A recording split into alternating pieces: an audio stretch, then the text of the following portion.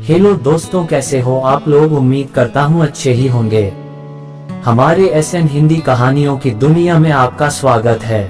एक बार एक व्यक्ति ने महान शुक्राचार्य से पूछा कि सफलता का रहस्य क्या है। शुक्राचार्य ने उस इंसान को कहा कि वह कल सुबह नदी के पास मिले, वहीं पर उसे अपने प्रश्न का जवाब मिलेगा। जब दूसरे दिन सुबह वह व्यक्ति नदी के पास मिला तो शुक्राचार्य ने उसको नदी में उतरकर की गहराई मापने के लिए कहा। वह व्यक्ति नदी में शुक्राचार्य आगे की तरफ जाने लगा। जैसे ही पानी उस व्यक्ति के नाक तक पहुंचा, पीछे से शुक्राचार्य ने आकर अचानक से उसका मुंह पानी में डुबो दिया। वह व्यक्ति बाहर निकलने के लिए छटपटाने लगा, कोशिश करने लगा, लेकिन शुक्राचार्य थोड़े ज्यादा ताकतवर थे। शुक्राचार्य ने उसे काफी देर तक पानी में डुबोए रखा। कुछ समय बाद शुक्राचार्य ने उसे छोड़ दिया और उस व्यक्ति ने जल्दी से अपना मुंह पानी से बाहर निकालकर जल्दी जल्दी सांस ली। शुक्राचार्य ने उस व्यक्ति से पूछा, जब तुम पानी में थे तो तुम क्या चाहते थे। व्यक्ति ने कहा, जल्दी से बाहर निकलकर सांस लेना चाहता था। शुक्राचार्य ने कहा, यही तुम्हारे प्रश्न का उत्तर है। जब तुम सफलता को उतनी ही तीव्र इच्छा से चाहोगे जितनी तीव्र इच्छा से तुम सांस लेना चाहते हो, तो तुम्हें सफलता निश्चित रूप से मिल जाएगी। प्राचीन समय में विद्यार्थी गुरुकुल में रहकर ही पढ़ा करते थे। बच्चे को शिक्षा ग्रहण करने के लिए गुरुकुल में भेजा जाता था। बच्चे गुरुकुल में गुरु के सानिध्य में आश्रम की देखभाल किया करते थे और अध्ययन भी किया करते थे। वरदराज को भी सभी की तरह गुरुकुल भेज दिया गया। वहां आश्रम में अपने साथियों के साथ घुलने मिलने लगा, लेकिन वह पढ़ने में बहुत ही कमजोर था। गुरुजी की कोई भी बात उसके बहुत कम समझ में आती थी। इस कारण सभी के बीच वह उपहास का कारण बनता है।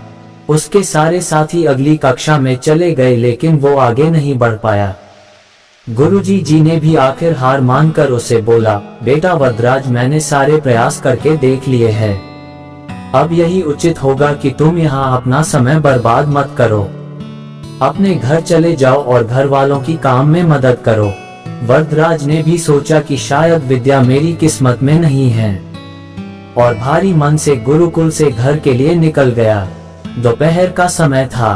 रास्ते में उसे प्यास लगने लगी। इधर उधर देखने पर उसने पाया कि थोड़ी दूर पर ही कुछ महिलाएं कुएं से पानी भर रही थी। वह कुएं के पास गया। वहां पत्थरों पर रस्सी के आने जाने से निशान बने हुए थे। तो उसने महिलाओं से पूछा, ये निशान आपने कैसे बनाए।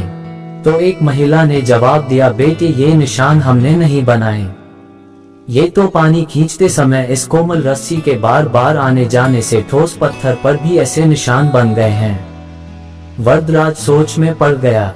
उसने विचार किया कि जब एक कोमल से रस्सी के बार बार आने जाने से एक ठोस पत्थर पर गहरे निशान बन सकते हैं, तो निरंतर अभ्यास से मैं विद्या ग्रहण क्यों नहीं कर सकता। वरदराज ढेर सारे उत्साह के साथ वापस गुरुकुल आया और अथक कड़ी मेहनत की। गुरुजी ने भी खुश होकर भरपूर सहयोग किया।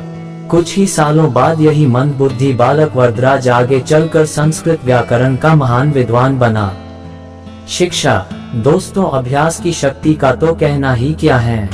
यह आपके हर सपने को पूरा करेगी। अभ्यास बहुत जरूरी है, चाहे वो खेल में हो या पढ़ाई में या किसी और चीज में। बिना अभ्यास के आप सफल नहीं हो सकते हो। अगर आप बिना अभ्यास के केवल किस्मत के भरोसे बैठे रहोगे तो आखिर में आपको पछतावे के सिवा और कुछ हाथ नहीं लगेगा। इसलिए अभ्यास के साथ धैर्य, परिश्रम और लगन रखकर आप अपनी मंजिल को पाने के लिए जुट जाए। अगर आपको हमारी स्टोरी पसंद आई हो तो वीडियो को लाइक करें और चैनल को सब्सक्राइब करें। धन्यवाद।